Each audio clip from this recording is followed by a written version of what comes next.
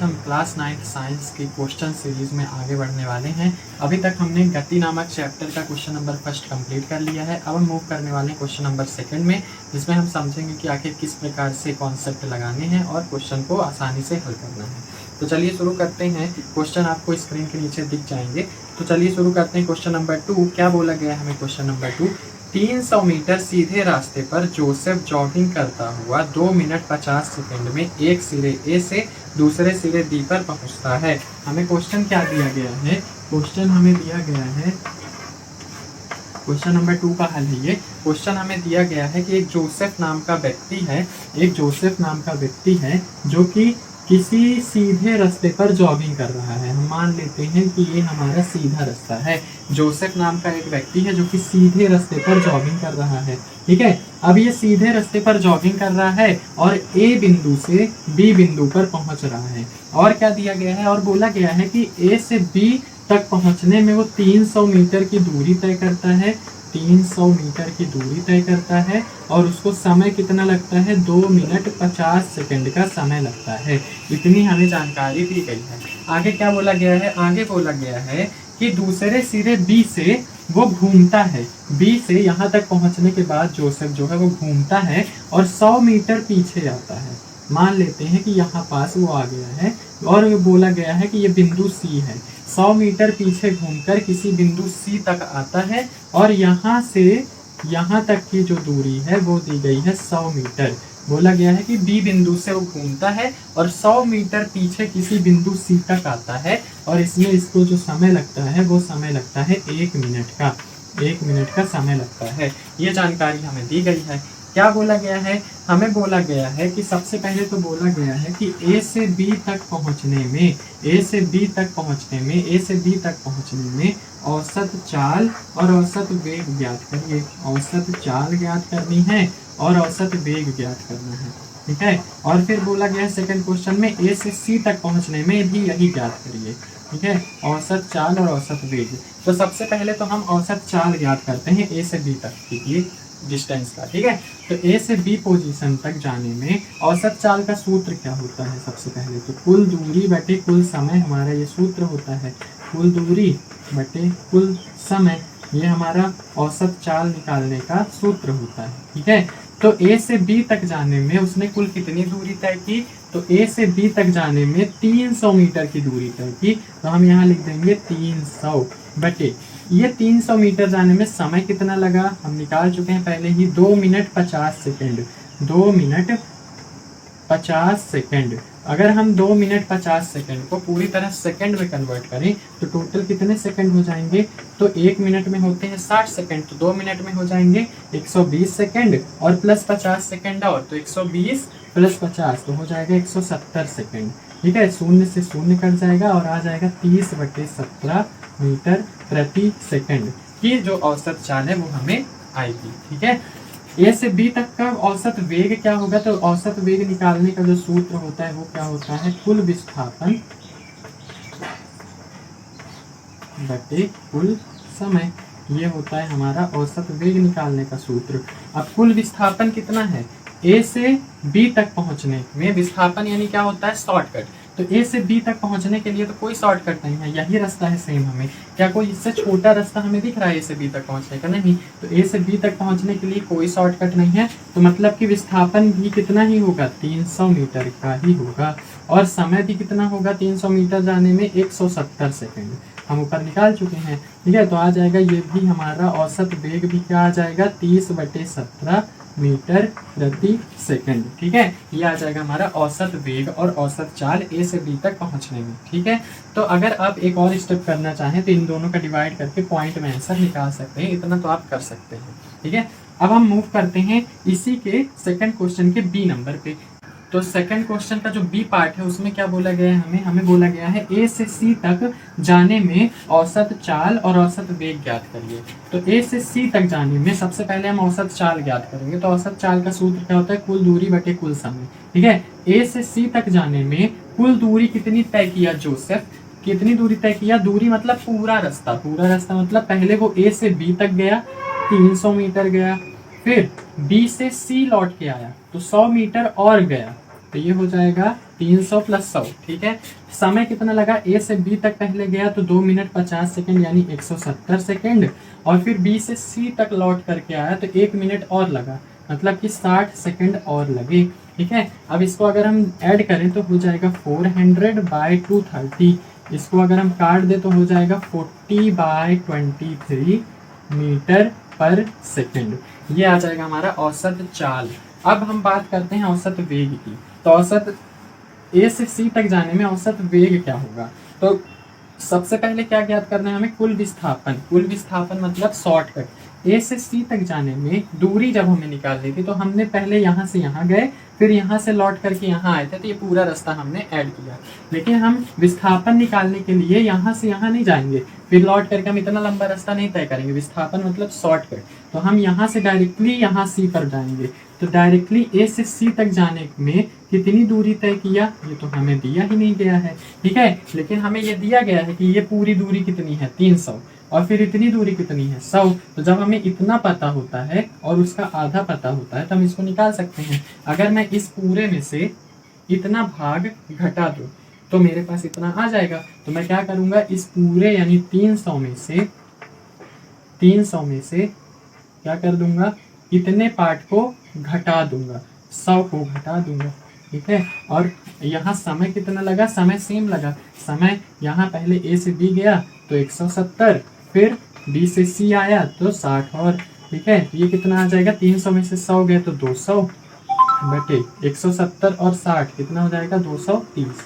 इसको अगर हम काट दे तो आ जाएगा 20/23 मीटर प्रति सेकंड। ये आ जाएगा हमारा औसत वेग। तो ये है हमारा क्वेश्चन नंबर 2 जो कि हमने समझा। आई होप आपको समझ में आया होगा। अब हम मूव करते हैं अपने नेक्स्ट क्वेश्चन। तो अब हम करने वाले हैं अपने क्वेश्चन नंबर 3 को। क्वेश्चन नंबर 3 में हमें दिया गया है कि अब्दुल गाड़ी से स्कूल जाने के क्रम में औसत चाल को 20 किलोमीटर प्रति घंटा पाता है। उसी रास्ते में लौटने के समय वह वहां भीड़ कम है, औसत चाल 40 किलोमीटर प्रति घंटा है, ठीक है। मतलब कि एक अब्दुल नाम का लड़का है जो कि गाड़ी से स्कूल जा रहा है, ठीक है। एक अब्दुल नाम का लड़का है जो कि गाड़ी से स्कूल जा रहा है, और वो स्कूल जाने के क्रम में जाते समय उसकी गाड़ी की जो स्पीड थी वो 20 किलोमीटर प्रति घंटा थी, ठीक है। उसका जो स्पीड है, चाल है, वो कितनी है 20 किलोमीटर प्रति घंटा। और स्कूल से लौटते समय जो उसके गाड़ी की जो स्पीड है, चाल है, वो कितनी है 40 किलोमीटर प्रति घंटा इसके लौटने की स्पीड है, ठीक है। और क्या बोला गया है, अब्दुल की इस पूरी यात्रा में उसकी औसत चाल ज्ञात करना है। हमें क्या ज्ञात करना है कि इसमें आने में और जाने में इसने टोटल कितनी औसत चाल कवर की, ठीक है। जाते समय चाल इतनी दी है, आते समय इतनी दी है, टोटल चाल कितनी होगी, औसत चाल हमें ज्ञात करनी है। तो औसत चाल ज्ञात करने के लिए हम क्या करेंगे, सबसे पहले औसत चाल का सूत्र क्या होता है। औसत चाल का सूत्र क्या होता है, कुल दूरी बटे कुल समय होता है ना, कुल दूरी बटे कुल समय, ठीक है, कुल समय। तो ना यहाँ हमें दूरी दी गई है और ना ही हमें समय दिया गया है, हमें तो 2 चाल दिए गए हैं, ठीक है। हमें ना दूरी दी गई है ना समय दिया गया है, तो हम पहले क्या करेंगे, पहले दूरी निकालेंगे। तो सबसे पहला जो चाल नंबर 1 है, चाल नंबर 1 हमें क्या दिया गया है, जाते समय 20 किलोमीटर प्रति घंटा, ठीक है। ये हमारी चाल नंबर 1 दी गई है, ठीक है। हम क्या मान लेते हैं कि जो हमारी दूरी है उसने कितनी तय की, नहीं दिया गया है, तो हम मान लेते हैं कि उसने यहाँ से यहाँ जाने में x किलोमीटर की दूरी उसने तय की, ठीक है। x किलोमीटर की जो दूरी है उसने तय की, ठीक।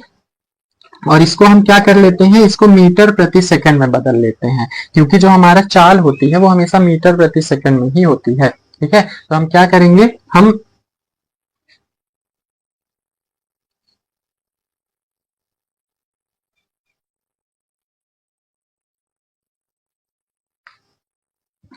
हम क्या मान लेते हैं कि जो दूरी है उसने कितनी तय की, x किलोमीटर की दूरी उसने तय की, ठीक है। x किलोमीटर की दूरी उसने तय की। और चाल कितनी है, चाल हमें दिया गया है कि जाते समय 20 किलोमीटर प्रति घंटा की रफ्तार से गाड़ी से जो हमारा अब्दुल है वो जा रहा है स्कूल, और दूरी कितनी तय किया वो x किलोमीटर। तो क्या हम समय निकाल सकते हैं क्या यहाँ से? चाल हमें दी गई है, दूरी दी गई है, तो चाल का सूत्र क्या होता है? दूरी बटे समय होता है। चाल का सूत्र दूरी बटे समय। ठीक है, यहाँ हमें चाल दी गई है, चाल कितनी है इसके लिए? 20 किलोमीटर, और दूरी कितनी हमने मानी? x kilometre. तो समय हम क्या नहीं निकाल सकते हैं? हम समय निकाल सकते हैं। समय को इधर भेज देंगे, समय को हम क्या कर देंगे? इधर भेज देंगे, और समय को इधर भेज देंगे, इसको इधर ले आएंगे, तो x बटे 20 घंटे लगे इसमें। ठीक है, तो मतलब कि x किलोमीटर की दूरी तय करने में x बटे 20 घंटे लगे अब्दुल को। ये हमारी क्या निकल के आ गई? पहला समय और पहली दूरी। ठीक है, हमारे पास ये निकल के आ गई। तो इसको हम पहले यहाँ लिख लेते हैं साइड में। ठीक है, कि जो हमारा पहला समय है x बटे 20 है, और दूरी x है।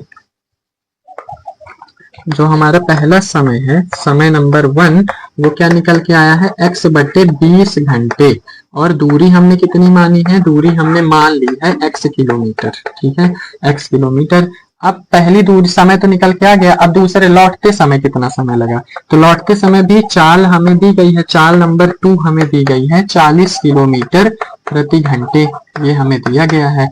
और हमें क्या निकालना है? दूरी हमें पता है, दूरी उतनी ही होगी जितनी पहले तय किया था, क्योंकि जाते समय जितनी दूरी थी आते समय भी तो उतनी ही दूरी होगी ना, तो दूरी में कोई बदलाव नहीं, दूरी भी x किलोमीटर ही होगी। तो समय हम निकाल सकते हैं चाल का सूत्र लगा के। चाल बराबर दूरी बटे समय होता है। ठीक है, दूरी बटे समय होता है।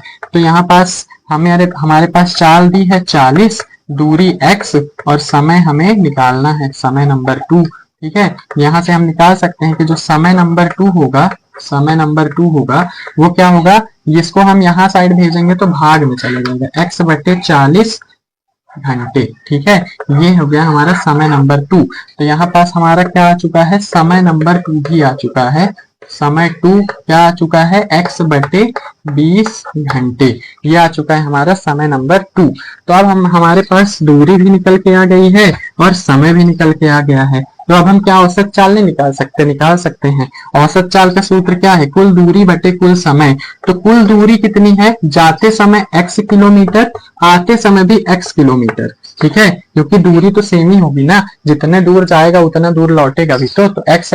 ठीक है, फिर कुल समय, तो पहले जाते समय x बटे 20 घंटे लगे उसको, और आते समय भी x बटे 40 घंटे लगे। यहाँ पास 40 घंटे लगे उसको आते समय। ठीक है, तो क्या हो जाएगा अब यहाँ पास? सबसे पहले तो x प्लस x 2x हो जाएगा, और इन दोनों का हम नीचे एलसीएम कर लेंगे तो 40 ही आ जाएगा।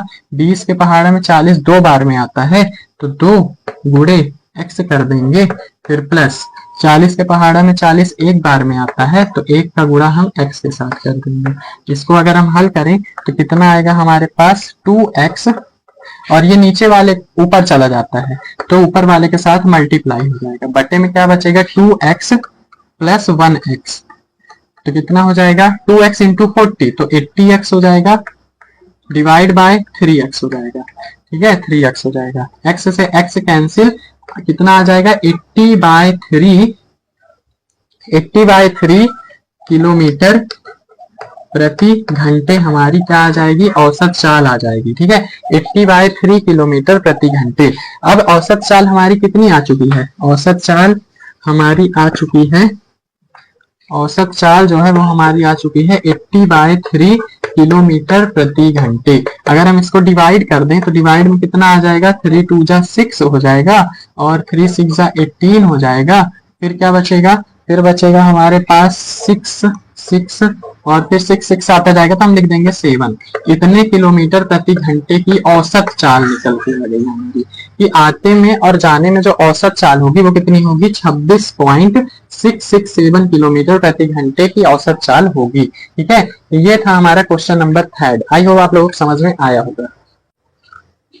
तो अब हम बात करने वाले हैं क्वेश्चन नंबर 4 की एनसीईआरटी क्वेश्चंस के। ठीक है, तो एनसीईआरटी क्वेश्चन का क्वेश्चन नंबर 4 क्या बोला गया है कि एक मोटर बोट है हमारे पास जो कि झील में चल रही है और ये विरामावस्था में है। मतलब कि जो इसका प्रारंभिक वेग होगा वो कितना होगा, प्रारंभ में जो इसका वेग है वो कितना है, प्रारंभिक वेग यानी u कितना होगा, 0 होगा। फिर क्या बोला गया है कि ये प्रारंभ विरामावस्था से चल रही है और इसका जो त्वरण है ये कितने त्वरण से चल रही है, ये नियत त्वरण से चल रही है जिसका त्वरण है 3.0 मीटर प्रति सेकंड का स्क्वायर। ये हमें त्वरण दिया गया है और इस त्वरण से चलने में इसको समय कितना लग रहा है, एक सिरे से दूसरे सिरे में पहुंचने तक इसको जो समय लग रहा है वो लग रहा है 8.0 सेकंड लग रहे हैं।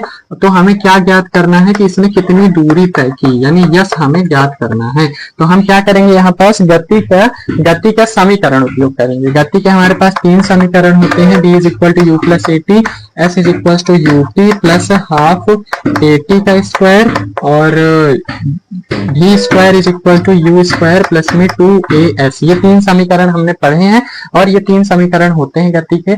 इन तीनों में से हम एक ऐसा समीकरण लेंगे जिसमें ये 4 चीजें आती हों। ये 4 चीजें हमारे दूसरे समीकरण में दिख रही हैं। ठीक है, दूसरे समीकरण में s भी है, u भी है, t भी है और a भी है। ठीक है, तो हम ये वाला समीकरण लेंगे। तो गति के द्वितीय समीकरण के अनुसार, दूसरे समीकरण के अनुसार हम क्या लिखेंगे, हम लिखेंगे कि s is equal to u t plus half a t square होता है गति के दूसरे समीकरण से। ठीक है, अब हम इसको क्या करेंगे कि इन सब का मान हम रख देंगे। ठीक है, हमारे पास जो यहाँ पास हम मान रखेंगे, u कितना दिया है, u दिया है 0 इंटू t कितना दिया है, t दिया है 8.0 का हम 8 भी लिख सकते हैं, प्लस 1/2, a कितना दिया है 3 और t का स्क्वायर, तो t कितना दिया है हमारे पास 8 का स्क्वायर हो जाएगा। ठीक है, इस चीज को हम हल कर लेते हैं जल्दी से। तो इस चीज को मैं अगर यहाँ पास लिखूं 0 इंटू 8 प्लस में 1/2 इंटू 3 इंटू 8 का स्क्वायर, s बराबर। ठीक है, तो s बराबर क्या आ जाएगा, 0 इंटू 8 यानी कि 0 हो जाएगा, 1/2 इंटू 3 इंटू 8 का स्क्वायर हो जाएगा 64। ठीक है, फिर 2 से हम कैंसिल कर देंगे 64 को, 2 3 जा 6, 2 2 जा 4, क्या आ जाएगा हमारे पास 3 इंटू 32 आ जाएगा जिसका आंसर होगा 96 मीटर। तो दूरी कितनी आ गई, 96 मीटर की जो ये बोट है वो दूरी तय कर रही है। तो ये था हमारा क्वेश्चन नंबर 4। आई होप आप लोगों को ये समझ में आया होगा। अब आगे जो क्वेश्चन बचे हैं वो हम नेक्स्ट वीडियो में करेंगे। तब तक के लिए मिलते हैं नेक्स्ट वीडियो में। अगर वीडियो पसंद आया हो तो लाइक करिए और हमारे चैनल को सब्सक्राइब कर लो। Thank you.